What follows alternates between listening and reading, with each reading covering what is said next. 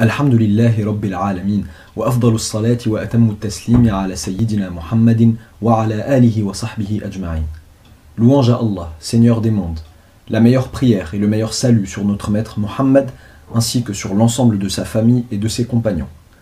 Allahumma akhrijna min dhulumati al-wahm wa akrimna bi nouri al-fahm وافتح علينا بمعرفة العلم وسهل أخلاقنا بالحلم واجعلنا ممن يستمعون القول فيتبعون أحسنه.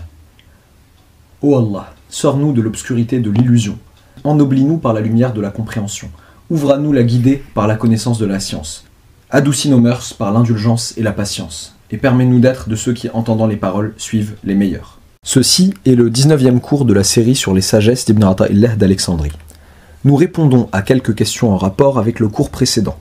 L'un des questionneurs dit « Dans l'histoire du cheikh pieux que nous a rapporté l'imam al-Ghazali, le cheikh a-t-il justifié son action en se basant sur ce qu'il visait, de telle sorte que ce soit un moyen justifié par la fin ? Et s'il n'a pas justifié son action de la sorte, comment s'est-il garanti la réussite et le fait de parvenir à son but, sachant qu'un échec aurait voulu dire une transaction perdante ? N'aurait-il pas été meilleur qu'il invoque pour elle de chez lui sans mettre sa réputation en danger ? Cette action rentre-t-elle dans le cadre du fait d'opter pour le moindre mal ? La réponse est que l'affaire est plus simple que cela. Mon cher frère, ne te complique pas l'affaire, et ne la complique pas pour ton esprit. Comme nous l'avons dit à ce moment-là, la désobéissance est désobéissance, et l'obéissance est obéissance.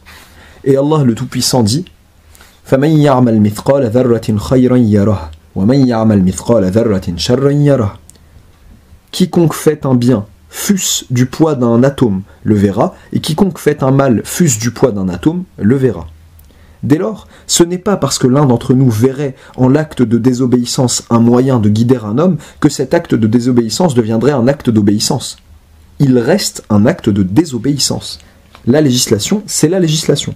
Et l'obéissance, c'est l'obéissance.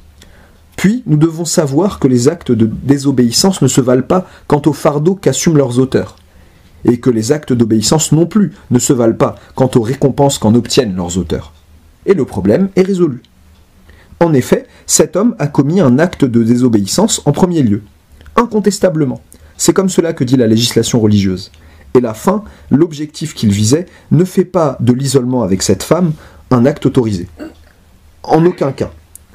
Cela reste interdit. Ce propos est compris. Donc, il a commis un acte répréhensible. Puis, après cela, Allah a fait don à cet homme d'une très grande chose, en guidant cette humaine par son biais. Et cela aussi, c'est un acte qui appelle une récompense. Le problème est résolu. Quiconque fait un bien fût-ce du poids d'un atome le verra, et quiconque fait un mal fût-ce du poids d'un atome le verra. Mais si tu voulais me demander, devrais-je faire comme ce cheikh ? Si je vois que c'est le chemin à emprunter pour la guidance d'un certain homme ou d'une certaine femme, je te répondrai, non, ne t'y aventure pas, ne t'y risque pas. Cet homme s'y est risqué, et s'il avait échoué, il en serait revenu avec un lourd fardeau. Mais il n'a pas échoué, par douceur, par délicatesse d'Allah le Tout-Puissant. Et l'homme, a priori, ne devrait pas prendre de tels risques, surtout pas les gens comme nous autres, faibles. Réfléchis sur toi-même. Tu verras que tes pulsions, tes instincts sont plus puissants que ta volonté, plus puissants que ta réflexion. Donc, demande à Allah le Tout-Puissant de te garder sain et sauf. Quant à certains hommes, peut-être prennent-ils de tels risques parce qu'ils sentiraient que la délicatesse d'Allah, pureté et toute puissance à lui, ne les abandonnera pas. Ils commettent alors la faute et assument la culpabilité de cette faute, dans tous les sens du terme. Mais vient alors une autre action qui appelle une grande récompense. Et la règle divine suivante est appliquée. Innal hasanat yudhibna sayyi'at. Certes, les bonnes actions font partir les mauvaises. C'est un problème simple en fait. Ne vous avisez pas de penser que par cette histoire qu'il a racontée, Al-Ghazali visait la justification d'un acte de désobéissance dans le but d'un acte d'obéissance. Dieu nous en garde. Al-Ghazali est intransigeant sur ça. Oui, la désobéissance est une désobéissance. Mais Allah le Tout-Puissant a fait en sorte que la guidance de cette femme se fasse par le biais de cet homme. Et la guidance d'une personne est une grande chose, pour laquelle la récompense est très très grande. Et un deuxième frère dit « Vous avez dit au cours précédent qu'un acte de rapprochement vis-à-vis d'Allah le Très-Haut est composé de deux piliers, l'action et l'intention. Et vous avez dit que l'intention était dans son apparence un pilier matériel, et que les autres personnes avaient le droit de juger cette action matérielle. Quant au second pilier, vous avez dit que les gens ne pouvaient pas le juger, parce qu'il relève exclusivement du Seigneur des mondes. Oui. Dès lors, m'est-il permis de donner à une quelconque personne les adjectifs de la croyance et de la bienfaisance, alors qu'il n'est pas de mon ressort de connaître son intention, et malgré le fait qu'il soit possible que son action ne s'accorde pas toujours avec la législation d'Allah?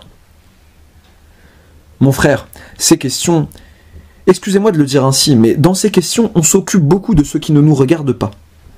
Tu as répondu à ta propre question parce que tu as repris de mon propos.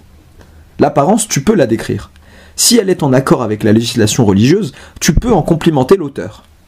Et si elle est en désaccord avec celle-ci, tu montres à son auteur que cette action apparente est en désaccord avec la législation religieuse. Quant au cachet, quant à l'intérieur que tu ne peux pas voir, tu en laisses la charge à Allah. Je n'ai pas de réponse supplémentaire, en plus du propos que tu as rapporté de moi. Qu'est-ce que l'intérieur, le cachet?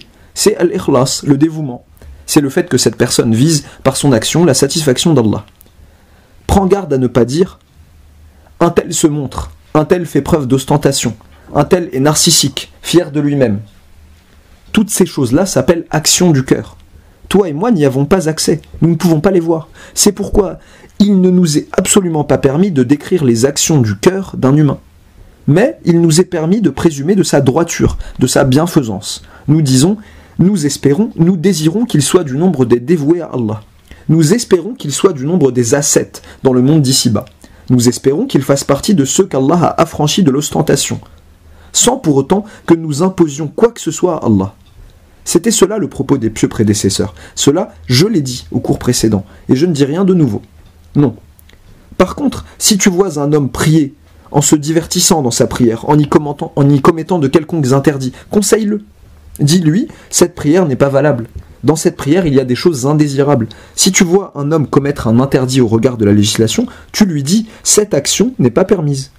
Quand nous décrivons un tel en disant qu'il est bienfaisant, nous décrivons sa bienfaisance en tenant compte de ce que nous voyons. Et nous ne le décrivons pas par le dévouement. Non. Lorsque nous abordons les actions intérieures, nous disons « nous demandons à Allah qu'il fasse effectivement partie des dévoués, des bienfaisants ». La question est claire. Je n'ai rien dit de nouveau. Ce sont les mêmes propos que ceux que j'ai tenus à ce moment-là. Et un autre frère demande « nous est-il permis d'associer à notre action, à nos actions, d'autres choses ?» Je te réponds ce qu'a dit l'imam al-Ghazali dans le livre Al-Ihya, Revivification des sciences de la religion, dans le chapitre du dévouement et de l'ostentation, dans lequel il a longuement développé le sujet. « Inna Allah tayyibun la yaqbalu illa tayyiba » Certes, Allah est bon et n'accepte que le bon. Dès lors, lorsque tu pars prier en groupe à la mosquée, si tu recherches le dévouement, tu n'as pas à viser par ce déplacement à la mosquée autre chose que l'application de la tradition à laquelle t'a incité le messager d'Allah, sallallahu alayhi wa sallam, lorsqu'il a annoncé que la prière en groupe est 27 fois meilleure que la prière individuelle. Par contre, si tu disais « Wallahi, moi je vais à la mosquée pour cela, mais aussi pour rencontrer mon associé un tel, pour une question d'argent », les savants en disent qu'Allah te fait perdre de la récompense de ton action à la mesure de l'association que tu y as introduit. Et ce compte est précis auprès d'Allah, pureté et toute puissance à lui. Donc, l'action dont tu obtiendras la récompense pleine et entière est celle dans laquelle tu n'associes personne d'autre à ton adoration à Allah. Et cela aussi c'est clair, comme dit dans le Coran, « فَمَنْ كَانَ يَرْجُو لِقَاءَ رَبِّهِ فَلْيَعْمَلْ عَمَلًا صَالِحًا فَلْيَعْمَلْ عَمَلًا صَالِحًا وَلَا يُشْرِكْ بِعِبَادَةِ رَبِّهِ أَحَدًا » Quiconque, donc, espère rencontrer son Seigneur, qu'il fasse de bonnes actions et qu'il n'associe personne dans l'adoration de son Seigneur. Il est donc temps pour nous, les frères, de passer à la 11e sagesse, dans laquelle Ibn Ata'illah, qu'Allah le Très-Haut lui accorde sa miséricorde, dit « Idfinu wujudaka fi ardil khumul, fama nabata mimma lam yudfan la yatimmu nitajuh » Enterre ton existence dans la terre de l'obscurité, car ce qui est planté sans être enterré ne porte pas ses fruits. Premièrement, nous expliquons le mot khumul, avant d'expliquer le reste de la sagesse. Nombreux sont ceux qui s'imaginent que le mot khumul veut dire la paresse, la mollesse. Ils disent un tel est khamil pour dire un tel est paresseux et ne se lève pas pour faire son travail. Non, ce n'est pas cela le sens de ce mot dans la langue arabe. Le mot khumul veut dire la non-célébrité. Il veut dire que l'homme en question est khamil al-dhikr parmi les autres gens, c'est-à-dire que la plupart des gens ne le connaissent pas, qu'il ne fait pas partie de ceux qu'on montre du doigt. C'est cela le sens du mot khumul, Et lorsque nous disons un tel est khamil, cela veut dire qu'il est tenu à l'écart des gens, et que ceux qui le connaissent ou qui connaissent quoi que ce soit de sa personne sont peu nombreux. Maintenant, nous écoutons ce que dit Ibn Ata'illah. Enterre ton existence dans la terre de l'obscurité. Autrement dit, lorsque tu veux te manifester, devenir visible dans la société pour accomplir les missions que tu veux accomplir, et elles sont nombreuses, elles peuvent être matérielles ou religieuses, mais ce dont le cheikh Ibn Ata'illah veut parler ici, ce sont les missions religieuses. Avant donc de te faire connaître par les gens et avant que les gens ne te voient sur le théâtre des événements et que tu ne sois pointé du doigt, avant cela, enterre longtemps ton existence dans la terre de l'obscurité, c'est-à-dire loin des gens, à l'écart des gens. Et pendant cette période où tu t'éloignes des lumières de la célébrité, que ton travail soit l'efforcement à faire mûrir ta personne, à faire mûrir ton esprit, à faire mûrir ton être, à l'auto-éduquer, à purifier ton intérieur, à purifier ton cœur de ses imperfections, que ta préoccupation soit celle-là.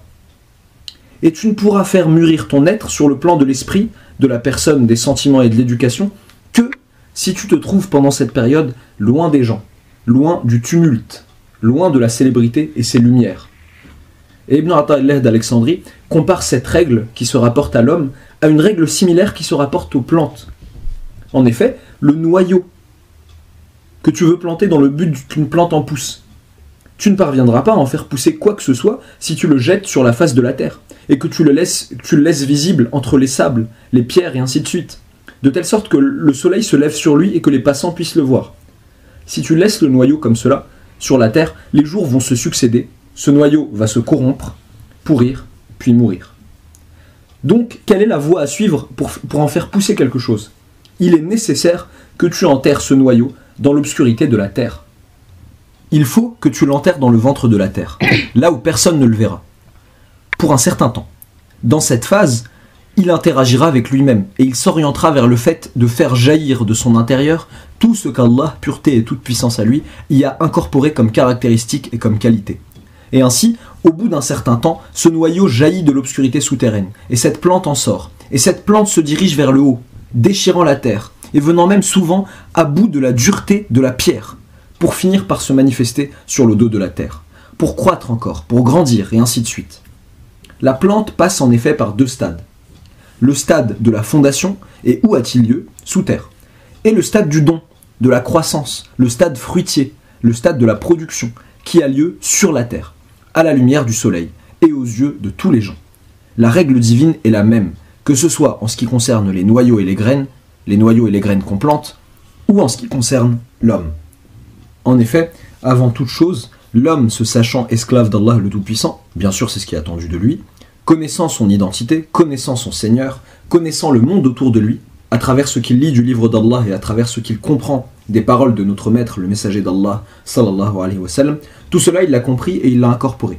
L'homme voulant maintenant l'appliquer, devenir un humain marchant sur la voie d'Allah le Tout-Puissant, connaissant sa législation, défendant sa religion, combattant sur son sentier, ordonnant le convenable et réprouvant le blâmable, oui, s'acquittant de ses devoirs sociaux de manière exemplaire, cet homme-là, comment doit-il commencer? D'aucuns diraient, tout de suite, sur le champ. Moi, je connais mon Seigneur, je me connais et tout est clair. Immédiatement, je trace la voie à suivre, j'établis le programme à appliquer, je regroupe les gens et je m'investis dans l'effort, dans la lutte, dans le jihad, dans le fait d'ordonner le convenable et d'interdire le blâmable, et ainsi de suite. Oui, si l'homme fait cela immédiatement, son histoire sera comme celle du noyau que tu auras laissé visible entre les sables et les cailloux, au lieu de l'enterrer pour un certain temps dans le ventre de la terre. Le résultat sera celui-là. Le résultat de ce noyau sera la corruption et la pourriture. Le résultat de cet humain qui aura commencé son travail sur le théâtre de la célébrité et sous le feu des projecteurs, ce sera, oui, une action corrompue, mauvaise. S'il parle, sa parole ne sera pas le produit d'une science mûre dans son esprit. Et même s'il veut marcher sur la voie d'Allah, pureté et toute puissance à lui, son âme incitatrice au blâmable l'en empêchera. Car il est sujet à des pulsions, à des envies, à des passions, et qu'il ne s'est pas assez éduqué pour y résister. Et s'il voulait céder de ses sentiments, il verrait que ces sentiments le retiennent au monde d'ici-bas, au lieu de l'élever vers Allah, pureté et toute puissance à lui. Pourquoi? Que s'est-il passé? Il n'a pas fait mûrir sa personne dans l'obscurité de l'écart, dans l'obscurité de l'isolement. Il n'a pas fait mûrir sa personne, et le résultat en sera immanquablement comme je vous le décris. Et quelle est grande cette corruption qui se propage au sein des sociétés musulmanes à cause du non-respect par beaucoup de gens de cette chose qu'Ibn Ata'illah, qu'Allah le Très-Haut lui accorde sa miséricorde, recommande.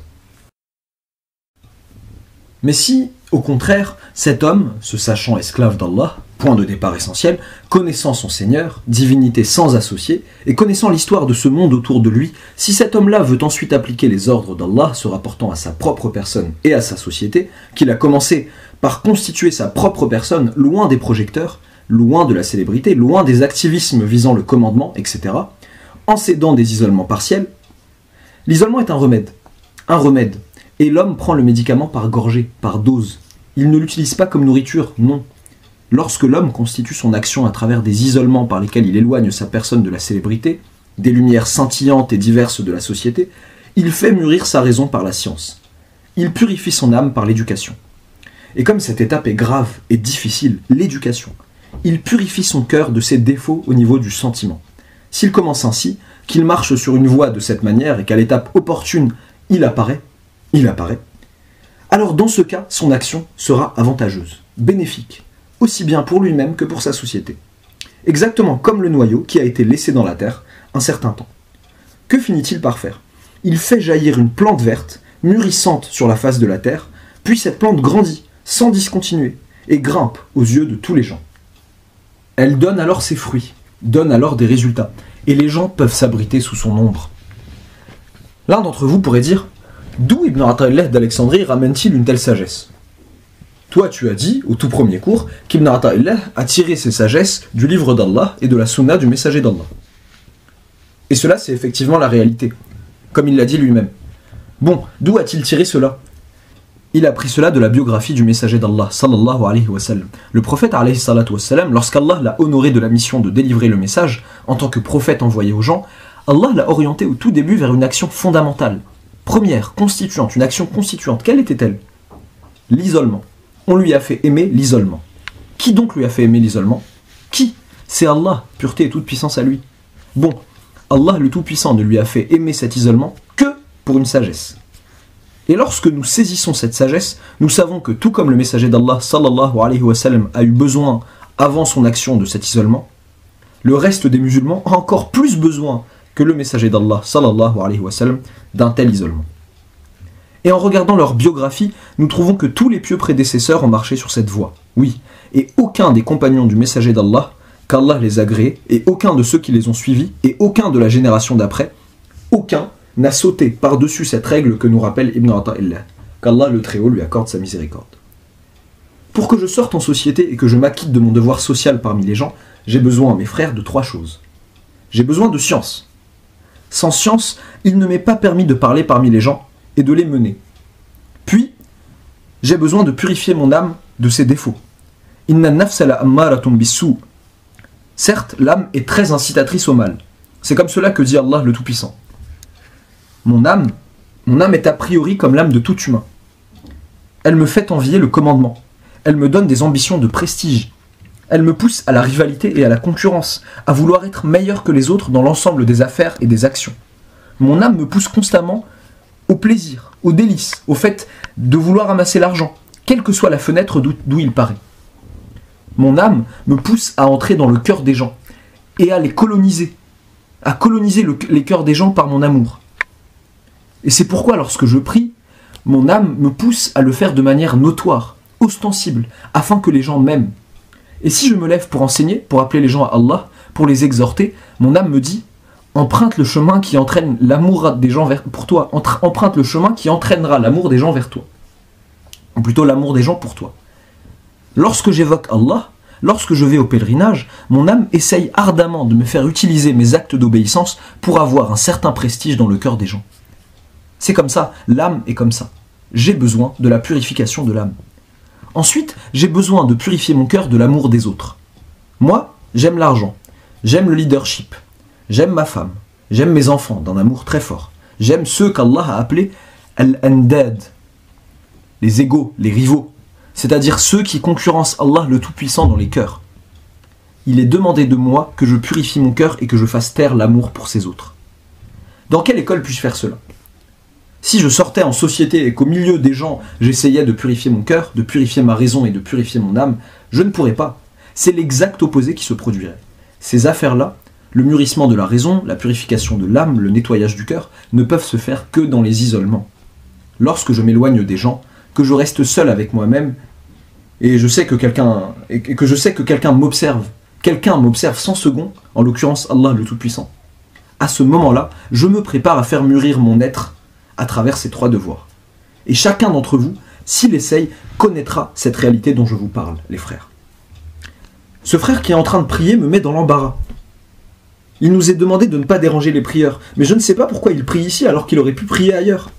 Monsieur, si tu pries une sunnah, qu'Allah la bénisse. Retarde-la pour après l'Aïcha. Ou bien voudrais-tu que je me taise jusqu'à ce que ta prière soit finie? Je disais donc, lorsque je me trouve alourdi par ces 3 problèmes, il faut que je délaisse la société, que je délaisse les moyens de la célébrité, que je m'éloigne de ses lumières et que je soigne mon âme. Que je la soigne, que je la traite.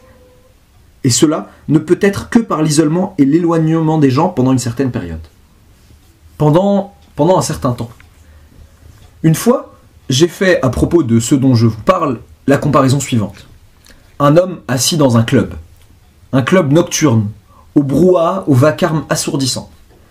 Et la fumée, et les bruits, et toutes les choses autour de lui rendent impossible le fait de pouvoir se concentrer et réfléchir sur une affaire privée le concernant. Un ami, ou plutôt un associé dans son commerce, entre et vient le voir. Il s'assoit à côté de lui et se met à lui parler des comptes du jour écoulé, en termes de bénéfices et de pertes dans son commerce. Il lui dit « Nous avons vendu tant, nous avons acheté tant, telle marchandise est venue, elle a tel défaut. » Il l'écoute un moment, puis il se rend compte qu'écouter ne sert à rien.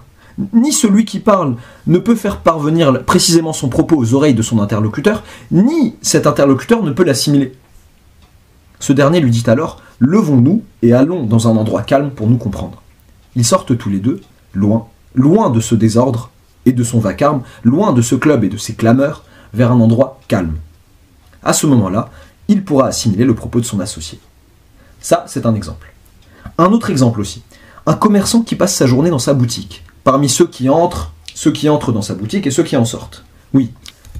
Les clients qui négocient les prix, ceux qui achètent, ceux qui posent des questions sur le marché, sur les prix, sur ceci et cela, et ainsi de suite. Oui. Mais quel est le secret de sa réussite et de son gain dans son commerce? Son secret n'est pas sa mobilité parmi les gens durant les heures du jour. Pas du tout. Le secret en question est constitué d'1 ou 2 autres heures qu'il passe dans sa chambre privée, sans personne avec lui. Il y ouvre ses dossiers. Il revient à ses dossiers pour examiner ce qui a été enregistré comme compte, et ainsi de suite. L'âme de son travail est matérialisée par cette heure ou par ces 2 heures. Si cet homme passait tout son temps de travail dans le tumulte, sans avoir recours à cet isolement de 2 ou 3 heures chaque jour ou tous les 2 jours, son commerce serait alors certainement voué à la perte. Ce serait la seule conclusion possible, sans aucun doute ni aucune confusion. Cet exemple, tout le monde peut le comprendre. Les affaires de la religion, le commerce avec la religion, est exactement comme le commerce avec les affaires du monde d'ici-bas.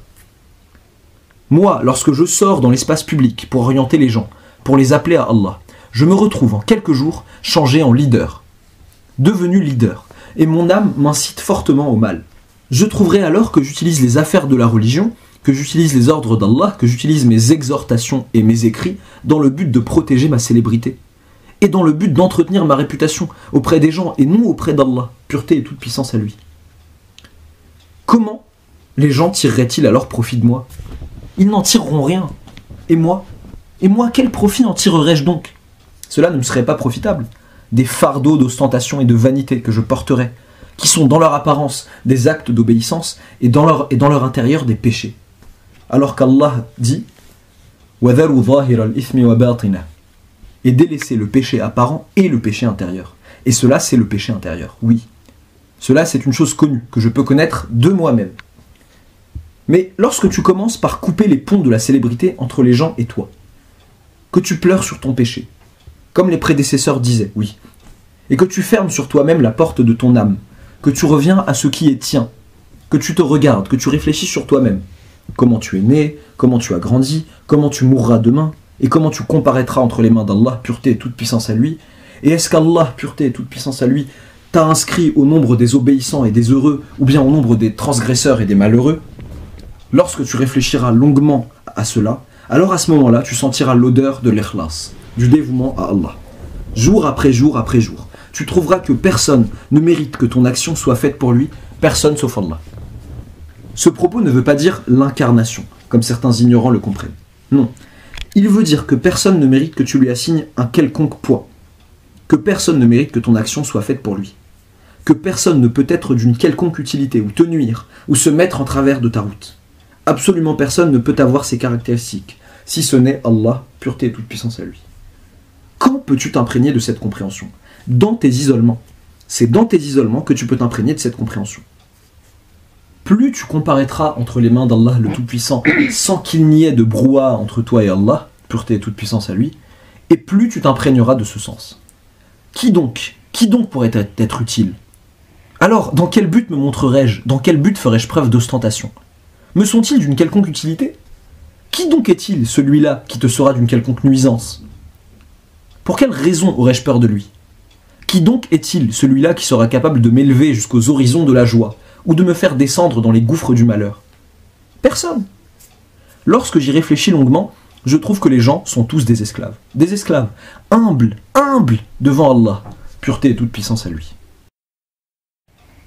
Al-Hakim al-Tirmidhi rapporte un hadith du messager d'Allah sallallahu alayhi wa sallam dans lequel ce dernier dit لن يبلغ أحدكم ذروة الإيمان حتى يكون الناس كلهم عنده في جنب الله كالأباعر ويعود إلى نفسه فيراها أصغر صاغر. L'un d'entre vous n'atteindra le sommet de la foi que lorsque les gens seront tous devenus à ses yeux comme des chameaux par rapport à Allah, comme des animaux, et qu'en revenant sur lui-même, il se voit le plus petit des humbles. Aba'ir, c'est le pluriel de ba'ir, c'est-à-dire une sorte d'animaux, des choses. Ces paroles ne veulent pas dire se moquer des gens, mais plutôt le fait de les déposséder de toute utilité. Par rapport à Allah, il faut que tu imagines les gens comme cela, puis que tu reviennes sur ton propre cas et que tu vois alors le plus petit des humbles en toi. Cela ne peut pas être par la fréquentation des gens, par les regroupements, les réunions. La mesure des réunions, c'est toujours la mesure de la rivalité, de la concurrence. Lorsque je me retrouve dans une société, parmi des gens, dans une université, dans des congrès, dans des rencontres, la pensée est toujours préoccupée. Est-ce que j'ai été bon? Ou est-ce qu'un tel a été bon? Est-ce ma parole qui a touché les cœurs? Ou est-ce la parole d'un tel? Les gens ont-ils été plus satisfaits de moi ou d'un tel? Lorsque je me retrouve parmi les gens, ce sont celles-là, les pensées qui me viennent à l'esprit. Mais lorsque je m'éloigne des gens, lorsque je suis avec Allah, pureté et toute puissance à lui, que je réfléchis encore et encore, à travers l'évocation d'Allah, à travers la méditation sur mon être et la méditation sur mon devenir, je vois alors les gens rétrécir, puis devenir infimes, jusqu'à ce qu'il ne soit plus rien à côté d'Allah, pureté et toute puissance à lui. Et moi, encore moins. Oui, si tu restes dans cet état, que ton âme se purifie de ses défauts, puis que tu te lèves pour t'acquitter de tes devoirs sociaux, il n'y a alors plus à craindre que tu fasses preuve d'ostentation. Du tout. Il n'y a pas à craindre que tu fasses preuve de vanité. Du tout. Il n'y a pas à craindre que les gens t'achètent avec le monde d'ici-bas, ou avec de l'argent. Pas du tout. Exactement comme cette plante qui a forgé ses garanties lorsqu'elle se trouvait dans le ventre de la terre. Puis, lorsqu'elle en est sortie, elle est sortie loin des dangers qui auraient pu l'encercler et la cerner. Des gens qui venaient assister aux assises de mon père, qu'Allah lui accorde sa miséricorde, lui posaient souvent la question suivante. Quand l'un d'eux lui demandait « Maître, par quels moyens pouvons-nous nous débarrasser de l'ostentation ?» Mon père riait et lui répondait ainsi. « Bon, lorsque tu fais preuve d'ostentation, vis-à-vis de qui le fais-tu? Et y a-t-il dans l'univers entier quelqu'un devant qui tu pourrais faire preuve d'ostentation? Toi, tu es supposé ne considérer personne d'autre que le Seigneur des mondes. Celui qui fait preuve d'ostentation, c'est l'homme qui voit des personnes autres qu'Allah. Et toi, tu ne devrais pas. Comment poses-tu cette question? Cela veut dire que tu vois des gens autres que le Seigneur des mondes, plus proches de toi que lui, de telle sorte que tu ressentes ce problème et que tu me poses cette question. Son propos est très précis. Mais mon père, combien il a enduré pour ressentir qu'il n'y a personne dans le monde, mis à part Allah, pureté et toute puissance à lui. Et je vous le redis, prenez garde à ne pas comprendre la parole « il n'y a personne d'autre qu'Allah » de travers. Et nous n'existons pas? Si, bien sûr que si. Le sens de cette parole, c'est qu'il n'y a personne d'une quelconque utilité sauf Allah. qu'il n'y a personne d'une quelconque nuisance, sauf Allah, qu'il n'y a personne dont tu puisses espérer quoi que ce soit, mis à part Allah, qu'il n'y a personne qui mérite ta crainte, mis à part Allah, pureté et toute puissance à lui. Dès lors, lorsque l'utilité des gens tombe, lorsque l'intérêt des gens tombe, cela veut dire que les gens sont devenus des fantômes. Des fantômes, et ça c'est une réalité. C'est la réalité qui n'admet aucun doute. Dès lors, toi, lorsque tu t'imprègnes de cette réalité, les gens partent et reviennent sans que ça ne te préoccupe. Et comme ils ont dit, et le doué de raison est sur les traces de celui qu'il aime, recherche celui qu'il aime. Oui. Tu ris alors de celui qui te demande comment se débarrasser de l'ostentation. Tu ris de lui. Mais le chemin vers cela, c'est que tu enterres ton existence dans la terre de l'obscurité pendant un certain temps. En effet, si tu fais cela et que le soleil se lève ensuite sur tes actions en société, tes actions seront alors pures, immaculées de tout défaut. Si un ennemi vient t'acheter par un bien de ce bas monde, petit ou grand, il ne pourra pas. Tu seras protégé. Et si quelqu'un vient te plonger dans un divertissement qui mettrait un voile entre toi et Allah, il ne pourra pas. Ce propos a une suite, et nous demandons à Allah de nous y assister. Walhamdulillahi Rabbil Alamin.